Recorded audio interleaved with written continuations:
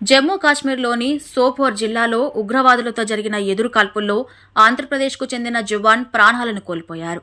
జనవరి 19న జలూరా గుజ్జర్పాటి ప్రాంతంలో ఉగ్రవాదుల స్థావరాన్ని జవాన్లు చుట్టుముట్టారు.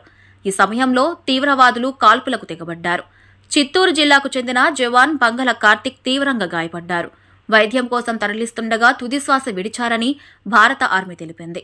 కార్తిక్ వీరమరణంపై శ్రీనగర్ కేంద్రంగా పనిచేసే ఆర్మీ విభాగం చీనార్ కార్ప్స్ దిగ్భ్రాంతి వ్యక్తం చేసింది. ఆయన కుటుంబానికి ఆర్మీ అండగా ఉంటుందని ప్రకటించింది. విధి నిర్వహణలో ప్రాణాలను అర్పించిన కార్తిక్ అత్యున్నత త్యాగానికి చీనార్ కార్ప్స్ సెల్యూట్ చేస్తుంది. చీనార్ వారియర్స్ కార్తిక్ అపారమైన పరాక్రమానికి, త్యాగానికి వందనం చేస్తుందని ప్రకటనలో తెలిపింది.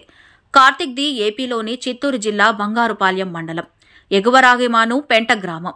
వరద, సెల్వి దంపతుల రెండో కుమారుడైన కార్తిక్ 10 ఏళ్ల క్రితం ఆర్మీలో చేరారు. కార్తిక్ చనిపోయిన విషయం తెలియడంతో గ్రామంలో విషాద ఛాయలు అలుముకున్నాయి. ప్రత్యేక ఆపరేషన్లో ఉన్నాం, చాలా రిస్క్ ఉంటుందని తన కుమారుడు ఫోన్లో మాట్లాడాడని కార్తిక్ తండ్రి వరద తెలిపారు. ఫిబ్రవరి 8, 9 తేదీల్లో ఇంటికి వస్తానని కూడా చెప్పాడని కుటుంబ సభ్యులు చెప్పుకొచ్చారు. కార్తిక్ పార్థివ దేహాన్ని స్వగ్రామానికి తీసుకుని రావడానికి అధికారులు ఏర్పాట్లు చేస్తున్నారు.